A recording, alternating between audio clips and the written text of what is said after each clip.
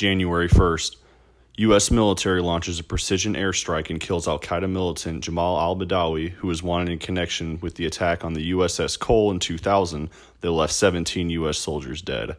Fuck that guy. January 12th, the Kansas City Chiefs defeat the Indianapolis Colts to win their first playoff game at Arrowhead Stadium since the '93 season. January 16th, political activists Cardi B and Tomi Lahren start beefing on Twitter about the government shutdown to fund the border wall.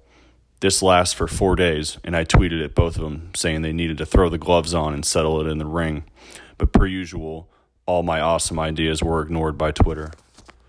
January 20th, the Kansas City Chiefs are eliminated from the playoffs.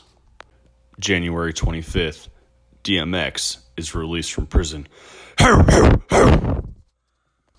February 4th, 21 Savage is arrested by ICE for allegedly overstaying a visa. February 22nd, R. Kelly is indicted on 10 counts of sexual abuse in Cook County, Illinois. February 23rd, Patriots owner Robert Kraft faces charges of soliciting prostitution as part of a large-scale sex trafficking crackdown at an Asian massage parlor. Also on February 23rd, Soulja Boy breaks up with Blac Chyna after seriously dating her for 2 weeks because he, quote, just wanted to see what that pussy felt like.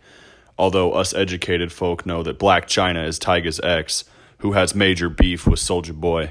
Soulja Boy even went even further to say that he fucks with Travis Scott heavy because he fucked Tyga's bitch. Speaking of Tyga, on February 24th, he was kicked out of Floyd Mayweather's party and threatened to, quote, get the strap in the parking lot. You gotta think he's co-signing 50 Cent's notorious Instagram hashtag, who also happens to have major beef with Floyd Mayweather and the entire money team. February 27th, Soulja Boy bounces back real quick and gets engaged to Instagram model Tiana Fernan. March 9th, a woman climbs over the barrier at the Phoenix Zoo to get a selfie with a jaguar, which then attacked the living shit out of her. That's just what we like to call natural selection, folks. March 26th, old Instagram live videos of Cardi B resurfaced where she says she would leave the strip club and go back to the hotel with men, where she would then drug them, have sex with them, and rob them, which brings to light a very interesting double standard, if you ask me. Also on March 26th, news of major fallout in Big Baller Brand, where longtime con man Alan Foster seemed to have swindled LeVar Ball and embezzled nearly $1.5 million from Lonzo, SMH. April 9th, Dwayne Wade plays his last game in Miami. April 12th, T.R. Mari drops a diss track called I Ain't Got It after 50 Cent says that she owes him $30,000. 50 then responded by trademarking the phrase and buying the domain so she couldn't make any money off it. April 25th, Ohio State quarterback Dwayne Haskins hosts a draft party where he charged people $50 a pop to get in to watch him get drafted by the Washington Redskins. That's hustling. April 30th, Jamal Charles signs a one-day contract with the Chiefs, and they give Jamal the ball one last time in practice to retire as a Chief. May 2nd, Derek Johnson signs a one-day contract to retire a Kansas City Chief. Fuck the Raiders. June 15th, O.J. Simpson joins Twitter, and if you don't follow him, you really should. Also on June 15th, LeBron James trades Lonzo Ball, Brandon Ingram, Josh Hart, and 3 first-round picks to the New Orleans Pelicans for Anthony Davis. June 20th, LiAngelo Ball is not picked in the 2019 draft.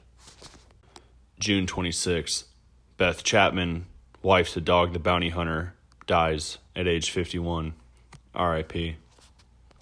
July 20th, on the 50th anniversary of landing on the moon, Apollo 11 pilot Buzz Aldrin punches a conspiracy theorist right in the face after he claims the moon landing was fake. July 25th, 23-year-old Chicago rapper Chief Keef announces he's expecting his 10th baby via a 10th baby mama. I gotta tell you, I'd love to see the books on those child support payments. Bang, bang! July 31st, Infowars.com correspondent Caitlin Bennett, a.k.a. Gun Girl, is exposed for pooping her pants at a Kent State party. August 10th, Hillary Clinton brutally murders her husband Bill's best friend Jeffrey Epstein whilst incarcerated waiting trial. August 16th, Popeyes releases its own chicken sandwiches, and hundreds of thousands, if not millions, of Americans forever swear off Chick-fil-A, including myself. September 3rd, R. Kelly is moved to general population. Don't drop the soap. September 5th, Nicki Minaj announces she's retiring with hopes to start a family with her boyfriend, who is a convicted murderer and rapist. Yeesh. Right about now is when all the Antonio Brown drama goes down, but we don't really need to talk about that. September 12th, Bang Bros submits a $10 million bid for the naming rights of the Miami Heat Arena in hopes to name it the Bang Bros Center, aka the BBC. No word on whether that was approved or denied, but I think we all know how that's going to end. September 20th, an undocumented amount of idiots with no fucking job show up to Area 51, aka S5, in hopes to raid the compound and, quote, clap alien cheeks. September 29th, Raiders linebacker Vontaze Burfict suspended for an entire season after just absolutely annihilating a Colts tight end. What a scumbag. October 2nd, shortly after Travis Scott is exposed as a cheater, Kylie Jenner is spotted rolling up to her ex-boyfriend Tyga's recording studio at 2 a.m. in a Rolls Royce. You gotta imagine Soulja Boy is pissed. October 5th, WWE star Jeff Hardy of the Hardy Boys is arrested for public intoxication. Free my dog.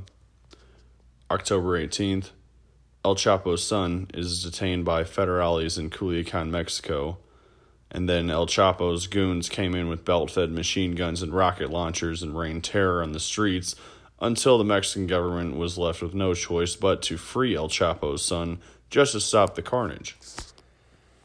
October 26th, United States military carries out Operation Kayla Mueller to kill or capture Abu Bakr al-Baghdadi, leader of ISIS. Baghdadi blew himself up along with his 2 children in a cave. What a coward. November 1st, Miranda Lambert releases her 7th studio album and my personal favorite, Wild Card. November 13th, Kodak Black is sentenced to 46 months in federal prison after making false written statements when buying a gun. November 21st, Floyd Money Mayweather announces he's coming out of retirement once again. December 17th, Boosie Badass sits down at Pappadeaux's Seafood Kitchen just outside Atlanta, where burglars break into his Bentley truck and steal $70,000 worth of jewelry. December 18th, the House impeaches former Player Hater of the Year, Donald Trump. Hate, hate, hate, hate, hate. Okay, things that we need to leave in 2019.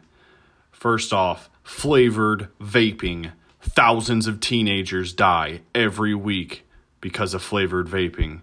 Number 2, the Fila Dino Stomper shoes. Get the fuck out of here with those. I mean, walking around with bricks on your feet. Number 3, saying no laws when you're drinking claws. And number 4 is TikTok. Sorry. The final ballot for Player Hater of the Year of 2019 was narrowed down to, in no particular order, Mike Fiers for ratting out the Houston Astros for cheating after they left him off the World Series roster. The guy who turned down Cam Newton and told him to go pound sand when offered $1,500 cash money to switch seats with him on the plane so he had more leg room. Number 3, the guy who ate the $120,000 banana duct tape to a wall, which is priceless art. And number 4 is the Houston Rockets fan base for causing Aisha Curry's restaurant in Houston to close after more than 12 consecutive months of bashing it on Yelp. They lost all business, and they had to close the restaurant. The results are in, and the 2019 Player Hater of the Year goes to the Houston Rockets trash-talking Yelp reviewers. That is some serious dedication to the craft, real persistence inspiring haters for decades, surely. Hate, hate, hate, hate, hate. The best invention of the year was the Beard King Beard Bib. The worst invention was the Dream Farm pizza scissors. And the zodiac forecast for 2020, it's the year of the rat. So I don't know what that means, but watch out. Can't be good. Okay, top things to look out for in 2020. Number 1, mutilated cattle showing up all over the Pacific Northwest. There's no incision marks or blood, and it's really strange. You should look into it. It's probably aliens. Number 2, mysterious deaths and suicides surrounding Jeffrey Epstein and his accusers. Heads are going to roll here. Number 3 is a repeat from last year.